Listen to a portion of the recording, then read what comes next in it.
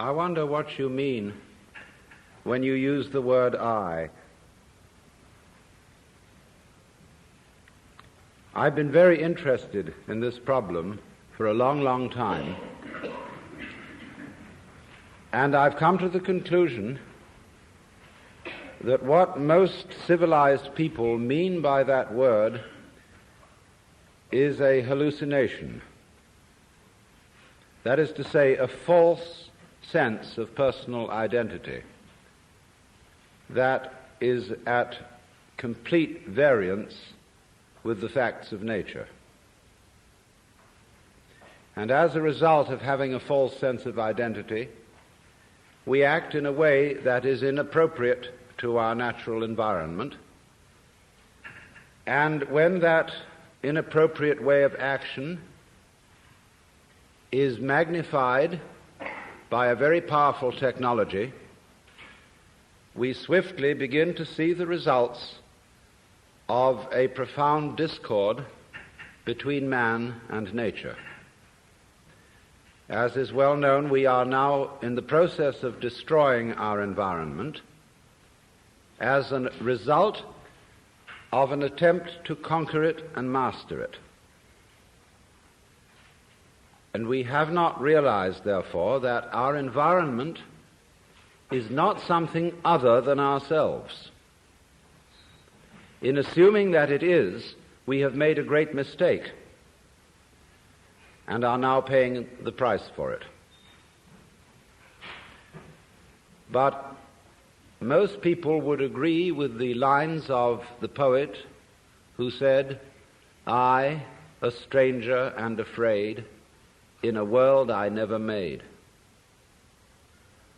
Because we have the strong sensation that our own being inside our skin is extremely different from the world outside our skin.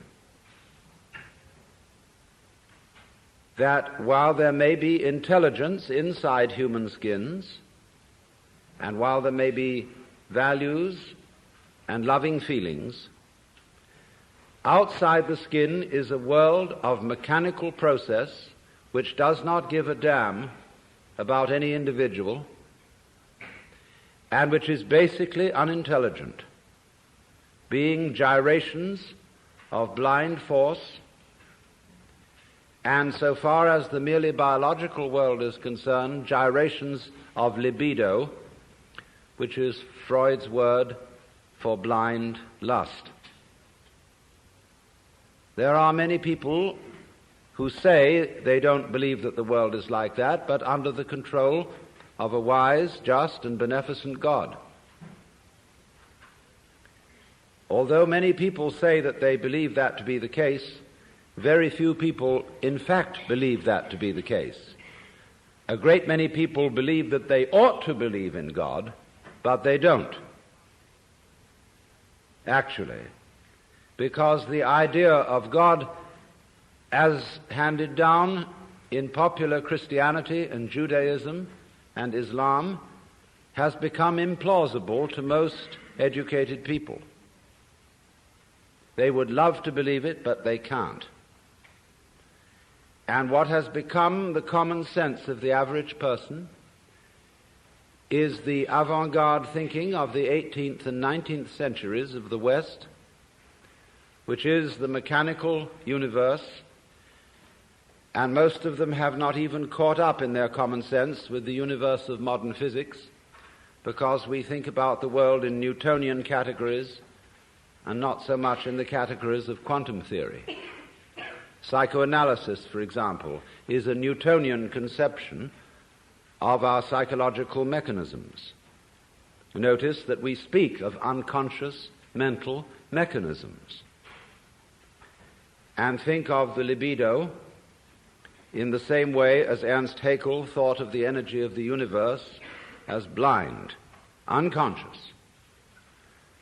Psychoanalysis is really psychohydraulics because of its analogy between psychic energy and the flow of water.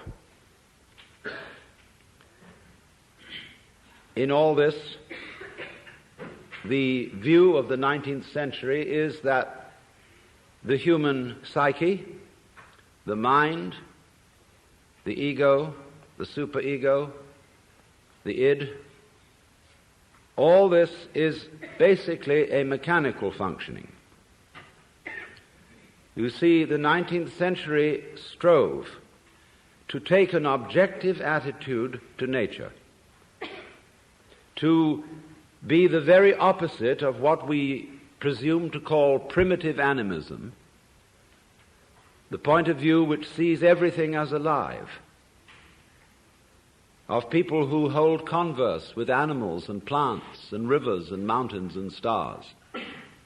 That, said the 19th century, is the pathetic fallacy, the projection of intelligent human characteristics upon unintelligent entities in nature.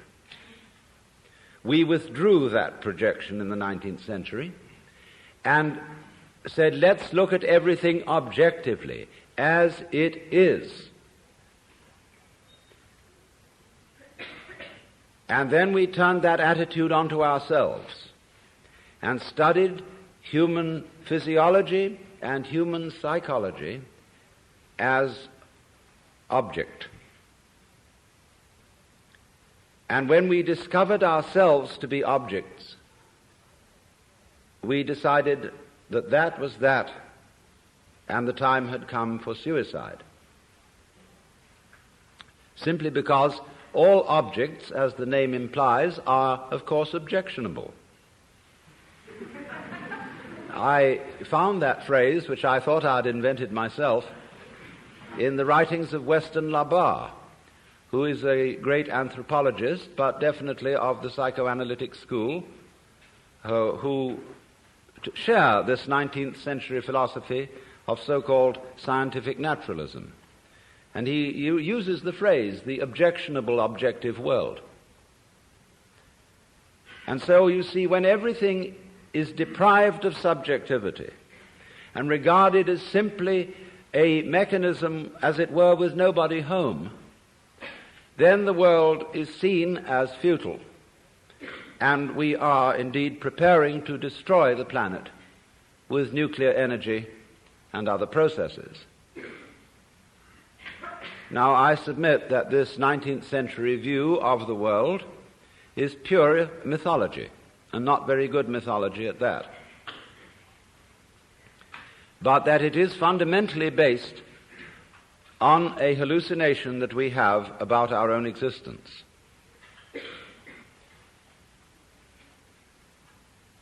It should be obvious that the human being goes with the rest of the universe, even though we say in popular speech, I came into this world.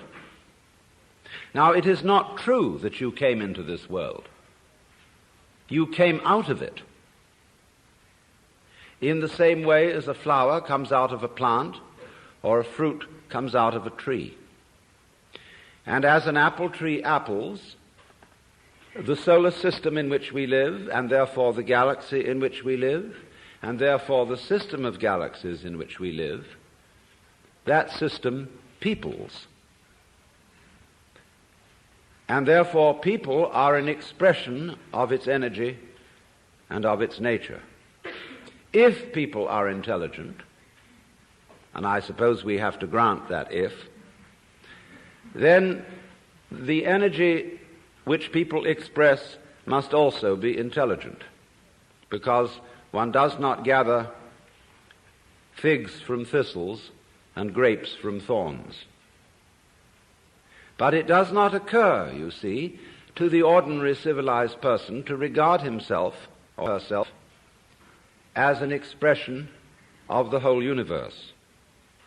It should be obvious that we cannot exist except in an environment of earth, air, water, and solar temperature, that all these things go with us and are as important to us, albeit outside our skins, as our internal organs, heart, stomach, brain, and so forth.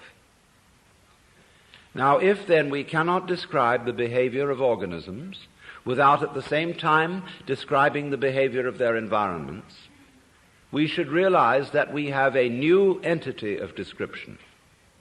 Not the individual organism alone, but what would now be called a field of behavior, which we must call rather clumsily the organism environment.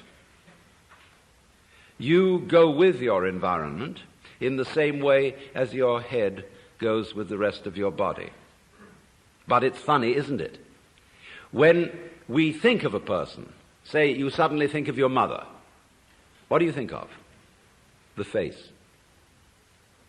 And we're used to representing people in the newspapers, in magazines, in books, and in art galleries with a head and shoulders portrait. We think that the feet, the legs, the behind, the torso, all that is somehow irrelevant. But you see, here's this truncated face. That's the person. The face. Like we say, put a good face on it. Save face. A front. And oddly enough, the very word person is the Latin persona, that through which sound passes. And it refers to the megaphone mask worn by actors in Greco-Roman drama. The dramatis personae, the list of the characters to appear in the play, is originally the list of masks that will be worn. And therefore your person, your personality, your face is your mask. And the question is, therefore, what is behind the mask? Well, notice that the whole body goes with this face. You do not find in nature faces arriving in the world sui generis. They go with a body. But also bodies do not arrive in a world which would be, for example, a plain ball of scrubbed rock floating without an atmosphere far away from a star. That will not grow bodies.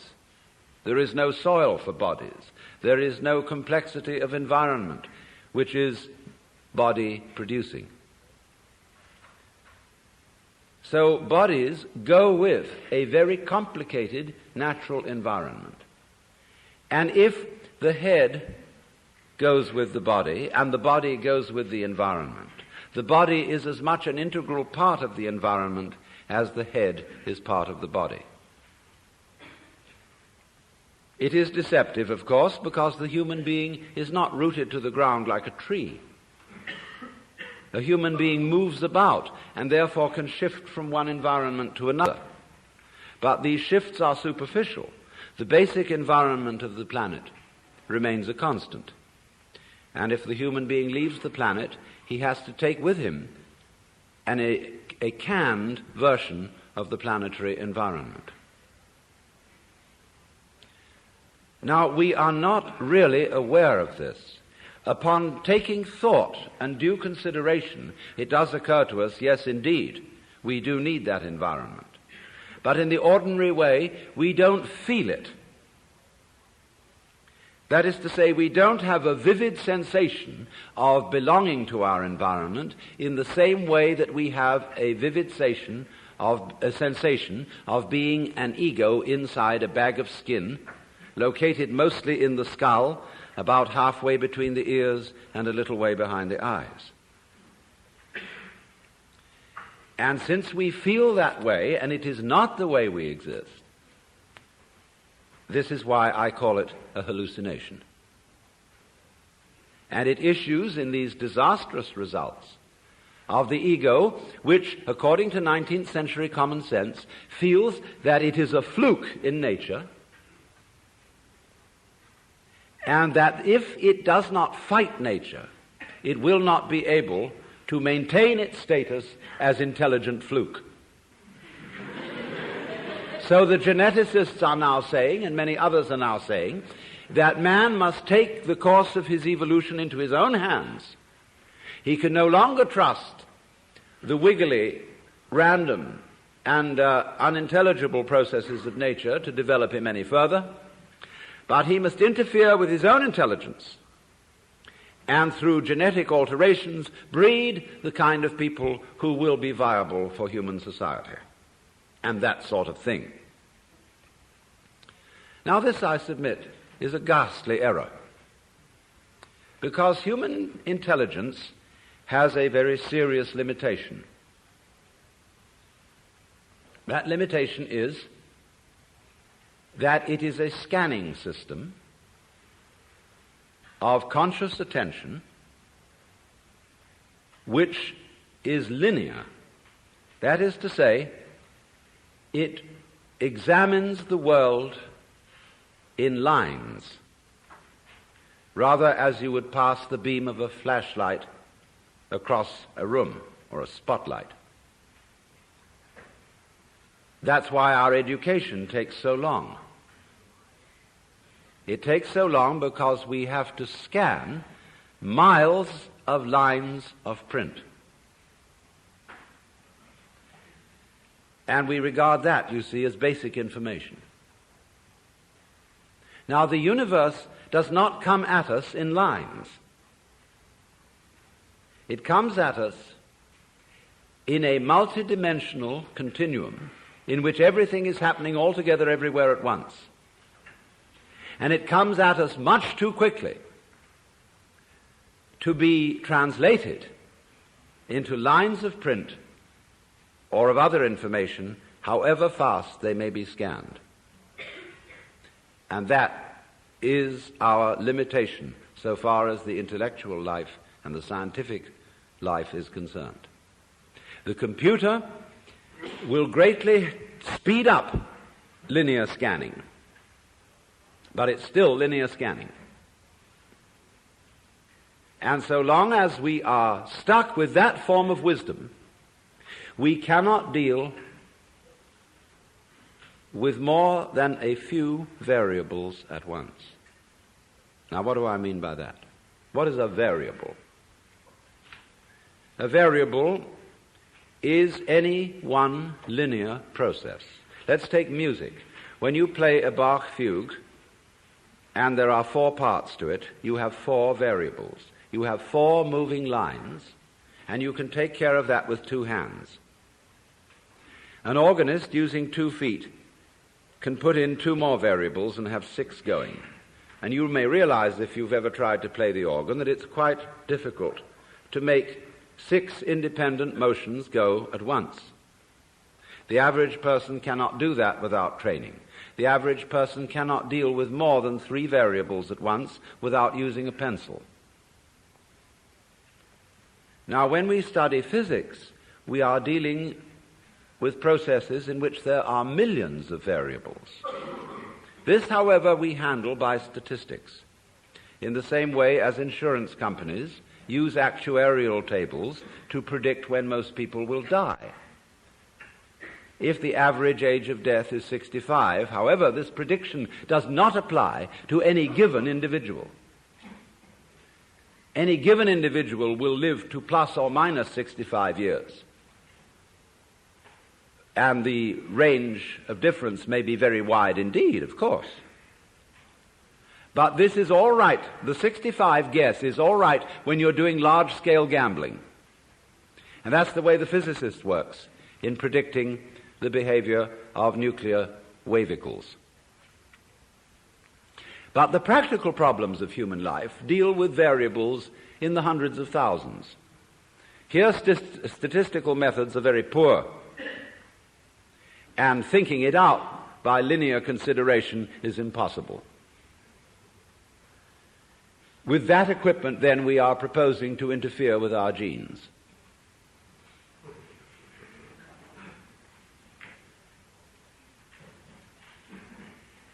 And with that equipment also, be it said, we are trying to solve our political, economic, and social problems. And naturally, everybody has the sense of total frustration. And the individual feels, what on earth can I do? We do not seem to know a way of calling upon our brains, because our brains can handle an enormous number of variables that are not accessible to the process of conscious attention. Your brain is now handling, or your total nervous system, to be more accurate, your blood chemistry, the secretions from your glands, the behavior of millions of cells. It is doing all that without thinking about it. That is to say, without translating the processes it is handling into consciously reviewed words, symbols, or numbers. Now, when I use the word thinking, I mean precisely that process, translating what is going on in nature into words, symbols, or numbers. Of course, both words and numbers are kinds of symbols. Symbols bear the same relation to the real world that money bears to wealth. You cannot quench anybody's thirst with the word water, just as you cannot eat a dollar bill and derive nutrition from it. But using symbols and using conscious intelligence, scanning, has proved very useful to us. It has given us such technology as we have. But at the same time, it has proved too much of a good thing. At the same time, we've become so fascinated with it that we confuse the world as it is with the world as it is thought about, talked about, and figured about. That is to say, with the world as it is described. And the difference between these two is vast. And when we are not aware of ourselves, except in a symbolic way, we are not related to ourselves at all. We are like people eating menus instead of dinners. And that's why we all feel psychologically frustrated. So then we get back to the question of what do we mean by I? Well, first of all, obviously, we mean our symbol of ourselves. Now, ourselves, in this case, is the whole psychophysical organism, conscious and unconscious, plus its environment. That's your real self. Your real self, in other words, is the universe as centered on your organism. That's you. You say, let me just clarify that a little for one reason. What you do is also a doing of your environment. Your behavior is its behavior as much as its behavior is your behavior. It's mutual. We could say it is transactional. You are not a puppet which your environment pushes around, nor is the environment a puppet which you push around. They go together. They act together. In the same way, for example, if I have a wheel, one side of it going down is the same as the other side of it going up. When you handle the steering wheel of a car, are you pulling it or are you pushing it? No, you're doing both, aren't you? When you pull it down this side, you are pushing it up that side. It's all one. So there's a push-pull between organism and environment.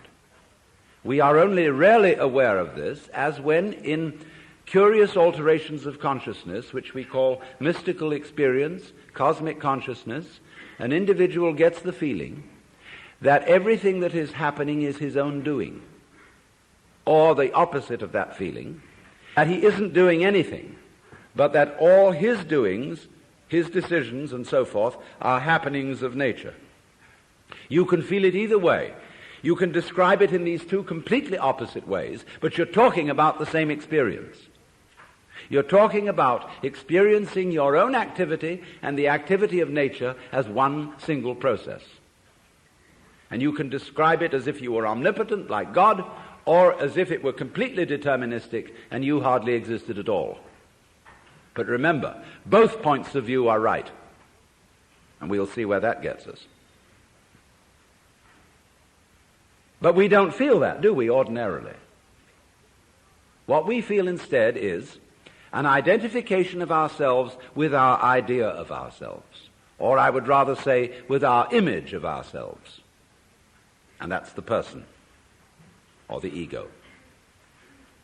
You play a role. You identify with that role. I play a role. It's called Alan Watts. And I know very well that that's a big act.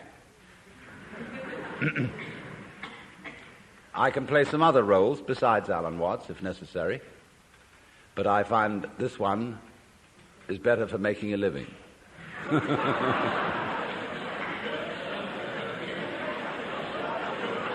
But I assure you it's a mask, and I don't take it seriously. You know, the idea of my being a kind of messiah or guru or savior of the world just breaks me up. Because I know me. So it's very difficult to be holy in the ordinary sense.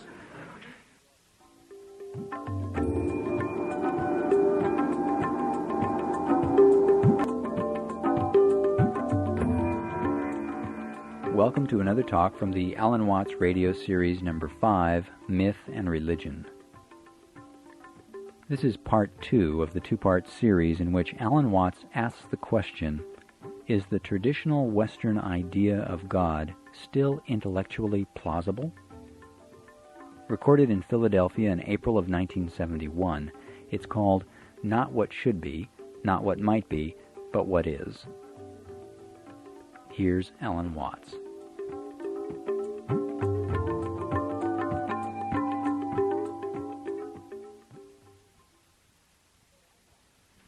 So I know I'm not that, but most of us are taught to think that we are whom we are called. And when you're a little child and you begin to learn a role, and your parents and your peers approve of your being that, they know who you are. You're predictable, so you can be controlled. But when you act out of role and you imitate some other child's behavior, everybody points the finger and says, you're not being true to yourself. Johnny, that's not you, that's Peter. And so you learn to stay Peter, or to stay Johnny. But of course, you're not either.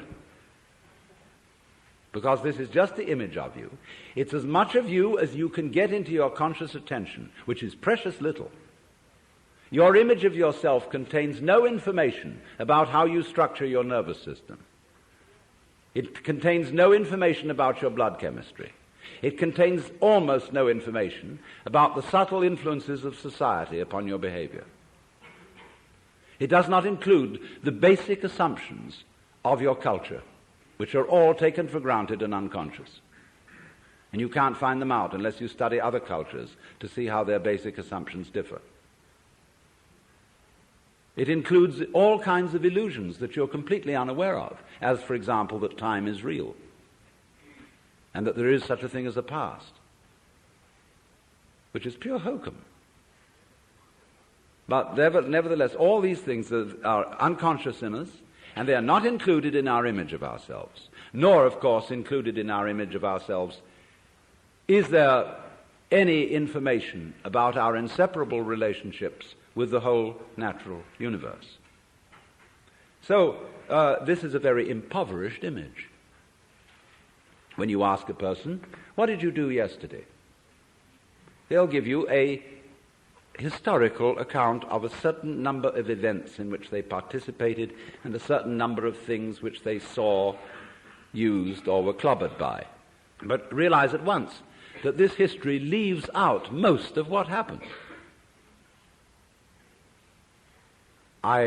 In trying to describe what happens to me this evening, will never be able to describe it, because there are so many people here that if I were to talk about everyone whom I've seen, what they were wearing, what color their hair was, what sort of expressions they had on their faces, I would have to talk till doomsday. So instead of this rich physical experience, which is very rich indeed, I have to attenuate it in memory and description to saying, oh, I met a lot of people in Philadelphia. And there were men and there were women, and lots of them were young and some of them were old. You know, it's a most utterly impoverished account of what went on.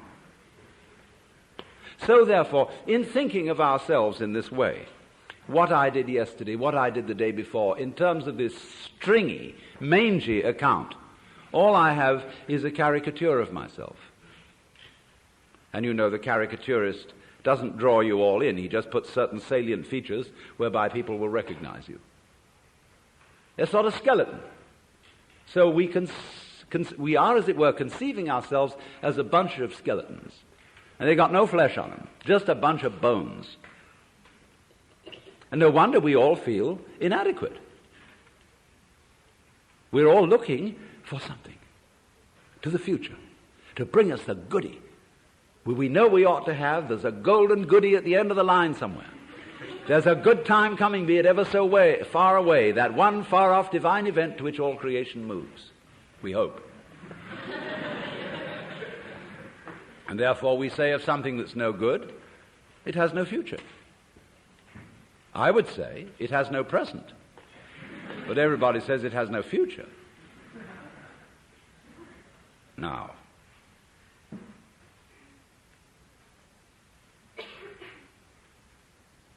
isn't that plainly ridiculous?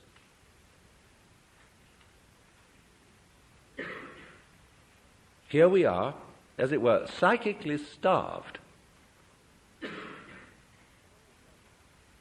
And always, therefore, looking, seeking. And this confused seeking is going on everywhere. We don't know what we want. Nobody knows what they want. We say, yes, we think of what we want in vague terms. Pleasure, money, wealth, love, fulfillment, personal development. But we don't know what we mean by all that. If a person really sits down to figure out, write a long essay, 20 pages, on your idea of heaven, it'll be a sorry production. You can see it already in medieval art, whether it is depictions of heaven and hell. Hell is always much better than heaven. Although it's uncomfortable, it's a sadomasochistic orgy. Wowee, hell is really rip-roaring. Whereas all the saints in heaven are sitting...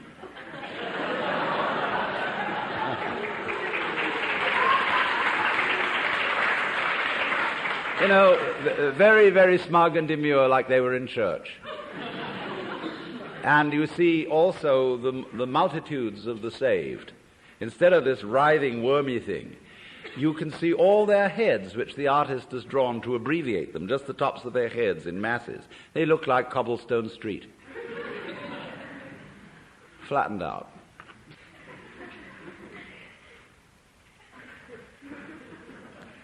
So, what has happened then is this,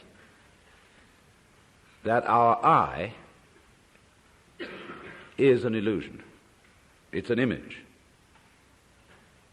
And it is no more ourself than an idol is the Godhead. But we say, it can't be so because I feel I really exist. It isn't just an idea in my head, it's a feeling. I feel me. Well, what is it that you feel when you feel I? I'll tell you. What do you do when you were a child, and still do, when somebody says, pay attention, like they said to you in school? What do you do?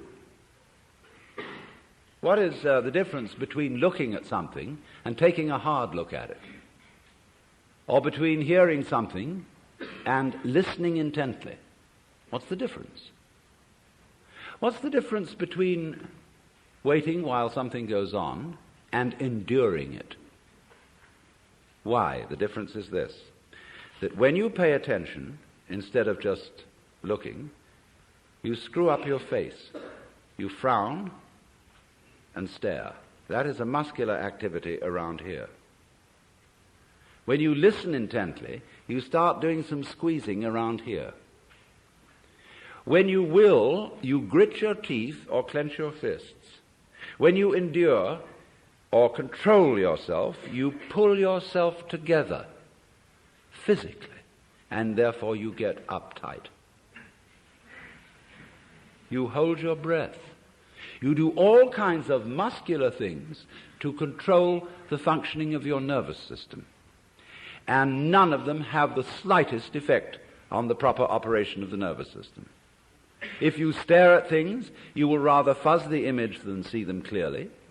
If you listen intently by concentrating on muscles round the ears, you will be so much attending to muscles here that you won't hear things properly. And you may get singing in the ears. If you tighten up with your body to pull yourself together, all you do is constrict yourself. I remember in school, I sat next to a boy who had great difficulty in learning to read. And what they always say to children is, try. If you can't do something, you must try. So the boy tries. And what does he do? When he's trying to get out words, he grunts and groans as if he were lifting weights. And the teacher's impressed. The boy's really trying. Gives him B for effort. All he's doing...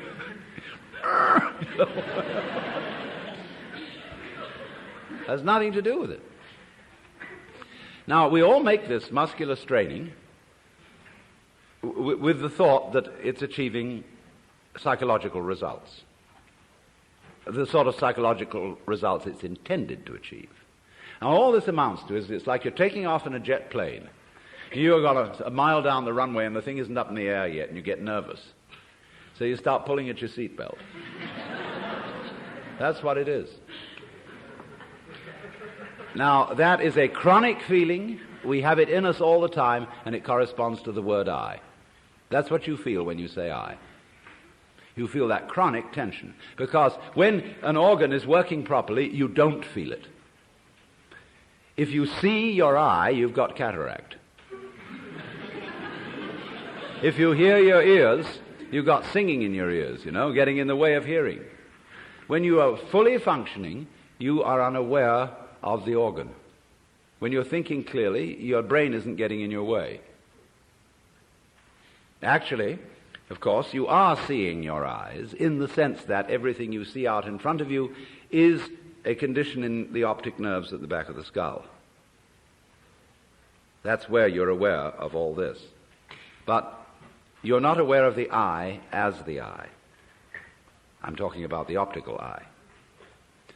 So when we are aware of the ego eye, we are aware of this chronic tension inside ourselves. And that's not us. It's a futile tension. So when we get the illusion, the image of ourselves, married to a futile tension, you've got an illusion married to a futility. And then you wonder why I can't do anything. Why I feel in the face of all the problems of the world impotent. And why I somehow cannot manage to transform I. Now here we get to the real problem. Because we're always telling each other that we should be different. Now I'm not going to tell you that tonight. Why not? Because I know you can't be. Nor can I. That may sound depressing, but I'll show you it isn't. It's very heartening.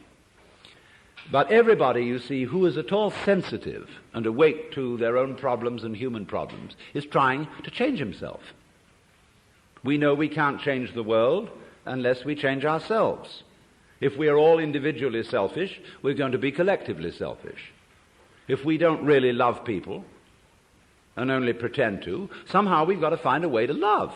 After all, it's said in the Bible, "Thou shalt love the Lord thy God, and your neighbor as yourself." You must love. Yeah, we all agree. Sure. But we don't. And this particularly becomes appalling when we enter into the realm of higher things, by which I mean spiritual development. Everybody these days is interested in spiritual development. And wisely, because we want to change our consciousness. Many people are well aware that this egocentric consciousness is a hallucination. and that they presume it's the function of religion to change it, because that's what the Zen Buddhists and yogis and all these people in the Orient are doing. They are changing their state of consciousness to get something called satori, or mystical experience, or nirvana, or moksha, or what have you. And everybody around here is really enthused about that, because you don't get that in church. I mean, there have been Christian mystics, but the church has been very quiet about them.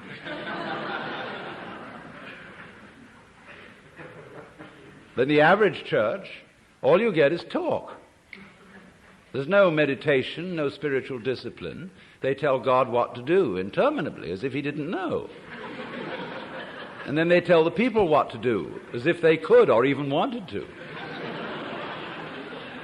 And then they sing religious nursery rhymes.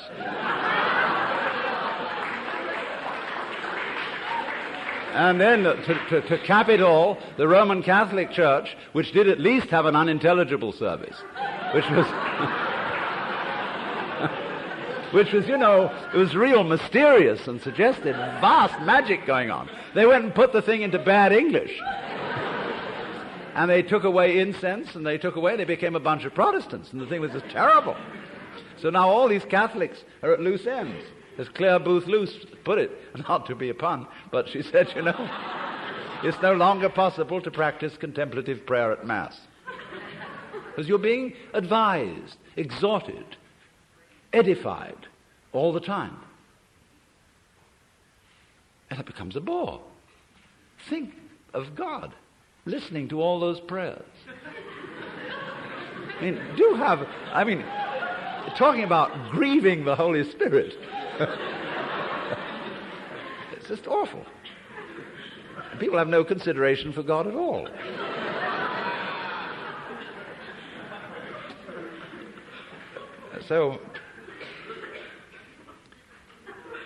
But in pursuing these spiritual disciplines, yoga and Zen and so forth, and also psychotherapy, there comes up a big difficulty. And the big difficulty is this. I want to find a method whereby I can change my consciousness. But therefore to improve myself. But the self that needs to be improved is the one that is doing the improving. And so I'm rather stuck. I find out the reason that I think I believe, say, in God, is that I sure hope that somehow God will rescue me. In other words, I want to hang on to my own existence. And I feel rather shaky about doing that for myself, but I just hope there's a God who will take care of it. Or, if I could be loving, I would have a better opinion of myself. I'd feel better about it. I could face myself, as people say, if I were more loving. So the unloving me, somehow, by some gimmickry, has to turn itself into a loving me, and this is just like trying to lift yourself off the ground with your own bootstraps. It can't be done. And that's why religion, in practice, mainly produces hypocrisy and guilt, because of the constant failure of these enterprises. Now, people go and study Zen, and they come back and say, wow, getting rid of your ego is a superhuman task. I assure you it's going to be very, very difficult to get rid of your ego. You're going to have to sit for a long time, and you're going to get the sorest legs. It's hard work. And all you wretched kids who think you're getting rid of your ego on part or something or other and easy yoga, you don't know what you're in for when it really comes down to the nitty-gritty. Well, you know, the biggest ego trip going is getting rid of your ego.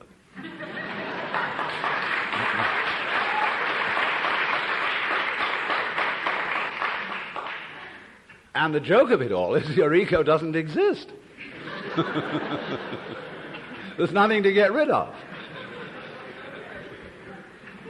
It's an illusion, as I tried to explain. But you still want to ask how to stop the illusion. Now, who's asking? I mean, do you think, in the ordinary sense in which you use the word I, how can I stop identifying myself with the wrong me? Well, the answer is simply you can't. Now, the Christians put this in their way when they say that mystical experience is a gift of divine grace. Man, as such, cannot achieve this experience. It is a gift of God, and if God doesn't give it to you, there's no way of getting it. Now, that is solidly true. You can't do anything about it because you don't exist. Well, you say, that's pretty depressing news. But the whole point is it isn't depressing news. It is the joyous news. There's a Zen poem which puts it like this, talking about it. It means the mystical experience, Satori, the realization that you are the eternal energy of the universe, like Jesus did. It says like this: you cannot catch hold of it, nor can you get rid of it. In not being able to get it, you get it. When you speak, it's silent. When you're silent, it speaks. Now, in not being able to get it, you get it. Because this whole feeling, what Krishnamurti is trying to explain to people, for example, when he says, why do you ask for a method? There is no method. All methods are simply gimmicks for strengthening your ego. So how do we not do that? He says, you're still asking for a method. There is no method. If you really understand what your I is, you will see there is no method. This is so sad. But it's not. This is the gospel, the good news. Because if you cannot achieve it, if you cannot transform yourself, that means that the main obstacle to mystical vision has collapsed. That was you. What happens? You can't do anything about it. You're at your wit's end. What are you going to do? Commit suicide? But supposing you just put that off for a little while. Wait and see what happens. You can't control your thoughts. You can't control your feelings because there is no controller. You are your thoughts and your feelings. And they're running along, running along, running along. Just sit and watch them. Here they go. You're still breathing, aren't you? Still growing your hair? Still seeing and hearing? Are you doing that? I mean, is breathing something that you do? Do you see? I mean, do you organize the operations of your eyes and know exactly how to work those rods and cones in the retina? Do you do that? It's a happening. It happens. So you can feel all this happening. Your breathing is happening. Your thinking is happening. Your feeling is happening. Your hearing, your seeing. The clouds are happening across the sky. The sky is happening blue. The sun is happening shining. There it is. All this happening. And may I introduce you? This is yourself. This begins to be a vision of who you really are. And that's the way you function. You function by happening, that is to say, by spontaneous occurrence. And this is not a state of affairs that you should realize. I cannot possibly preach it to you, because the minute you start thinking, I should understand that, this is this stupid notion again that I should bring it about, when there is no you to bring it about. See, that's why I'm not preaching. You can only preach to egos. All I can do is to talk about what is. It amuses me to talk about what is because it's wonderful. I love it, and therefore I like to talk. If I get paid for it, then I make my living. And sensible people get paid for doing what they enjoy doing.